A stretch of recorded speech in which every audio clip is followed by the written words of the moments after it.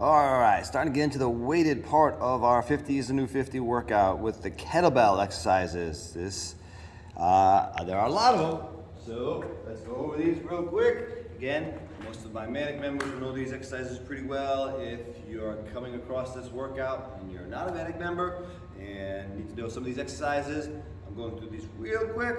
You can always find better definitions, more detail if you need to on YouTube. Great place to find lots of workout exercises. Anyways, kettlebell swing. So quick one, let's do a side view. Your back should be nice and straight, nice and engaged, nice and tight with the glutes as I hinge really only at the hips.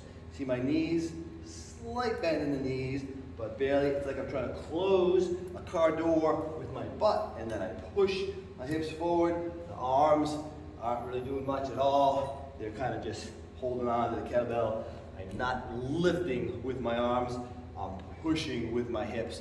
That's where all the power comes from on those swings. 50 swings, and most people can bang those out all at once.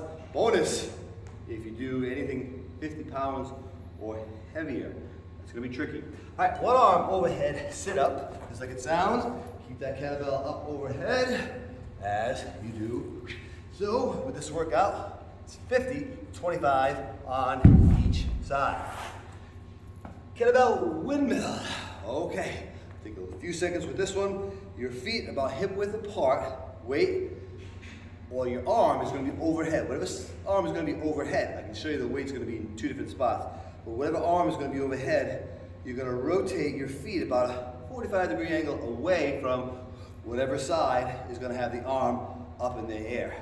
I tell people to pick up that opposite leg because you want most of that weight to be on the side of the leg that's up in the air. As you push your hip out that way, use your other hand to guide yourself, because your goal is to look up at that kettlebell. Takes away some balance, makes it a little tricky to do that, but that is the windmill. If you have shoulder issues, put the weight down low, still look up as you go down and up. So it's a slight bend in the knees, mostly again hinging at the hips like the kettlebell swing.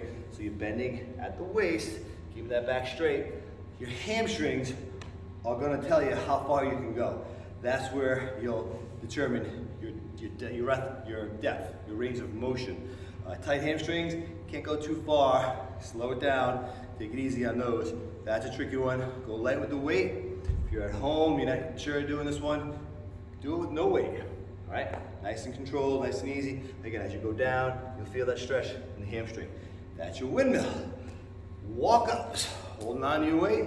You're gonna back yourself down on both knees, stand yourself back up. Try to alternate legs. Again, 25 in each leg. That one, your figure eight. So holding the kettlebell by the handle, go through the legs, switch hands behind you, and then bring that weight back up. Control it as you do. RDL, short for Romanian deadlift or Russian deadlift, depending on what part of Europe you're from. That just basically means your feet are going to be closer together.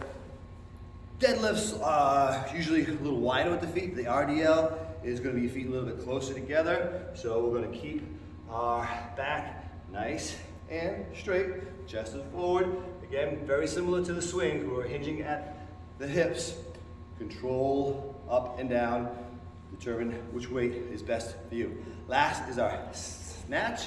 Okay, this can be done with a dumbbell. It makes it a lot easier for people. So if you have a dumbbell and that's easier, go right ahead. But the goal is basically to get the weight from down low all the way up top in one motion.